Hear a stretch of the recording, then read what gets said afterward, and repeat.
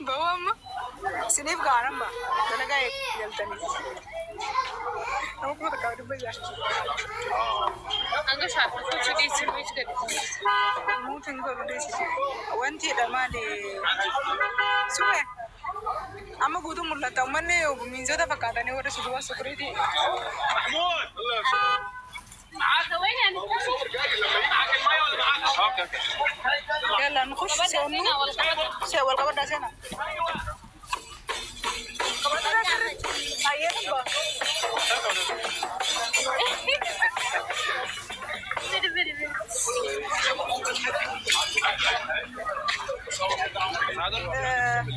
معلش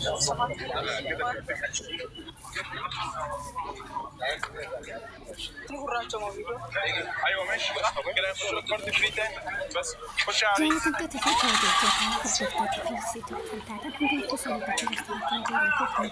في كم بلادنا اسم برها قوسين جتشا هر فيديو هارا قبل دسني بدي أدجنا هنقول فيديو كياتي تنوجن ترى فيديو كان شو لايك قشوران نموت حدو برانغارا إيجا أبوليتي تين السمية قويا هرا سرقي يوكن قايلة كيف تشاجرتي كان إبي فميعتا أو سينجنا إيجا أبوليتي تين السمية تناكم بيكتاني جما أمانتا أرثوذكسي كيسا جما أمانتا biraatitti jijjiirrachuudhaan guyyaa har'aa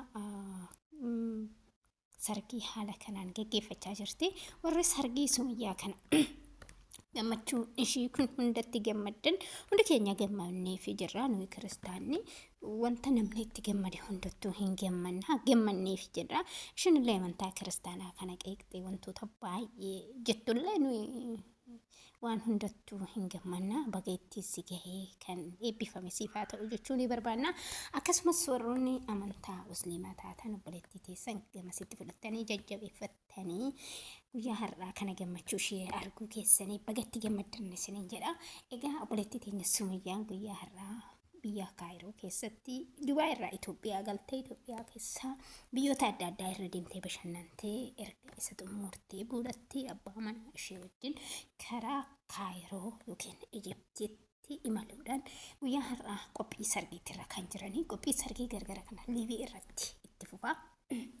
Kanaafuu hundumti keessanuu warri cidha Sumayyaa sargii Sumayyaa akkam akka ta'e ilaaluu barbaadan liivii Sumayyaa daatti galtanii daawwachuu dandeessanii ani kun jalqaba kanan argee jechuudha kan kana waraabee yeroo makiinaa keessaa karaa imalaasitti jiranii egaa jechuudha warroonni sargii Sumayyaa laaluu barbaadan tiktookii baddaa irratti liivii irratti Sumayyaa bira yoo deemtan sargii Sumayyaa maal akka ta'e hundumti keessanuu ilaaltan jechuudha.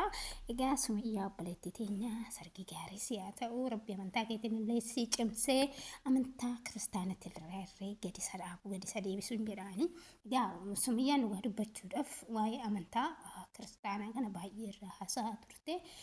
Fakkeenyaaf jechuudha Oromummaa walitti qabnaa maatiin ishii kiristaanaa namni tokko jechuudha amantaa yoo amanate ani fakkeenyaaf jechuudha osoo nama amantaa kiristaanaa karaa amantaa biraatitti jijjiirradhee maatiin kiyya amantaa kiristaanaa keessa jiranii kaleessa isaan dabarsee jechuun fakkeenyaaf amantuman qabe sanan jabeeffadhee itti fufa malee amantaan kaleessa keessa ture kan maatiin kiyya keessa jiran maalummaa maatii kiyyaatillee egaa Sumayyaan abbaan kiyya osoo harka dhiqatiin nyaata guyyaa jetteetu jira wantoonni akkasii kun baay'ee nurraa hin barbaachisu kanuma kanarraa illee karaa abbaa manaa keetitti si deebisee kanarraa sadagachiisu siin jedhaani tokkoffaa yaa Sumayyaati akka obboleettii xiyyaatitti እንደው በጋ ሄሩምቴ አቹማን ራዲምቴ እና ሁንዲ ከሰን ወጭዳ በጋ ቲስገ ጀዳኒ ማሻአላ ጀቹን ደገቲናሙ ማሻአላ ይዳኒ ሁንዲ ከሰኑ ወር ቪዲዮ ከና አርግታ ማሻአላ ወዶ ጀሪን ቢረን ደርብናዳ ባየ ገመኔ ፍጅራ ሁንዲ ከሰኑ ከገመደኔ አብዲ ቀምና ሀረጭዳ ሱመያቲ ሁንዲ ከሰኑ ሊቭ ይረጥራና ፍናዳ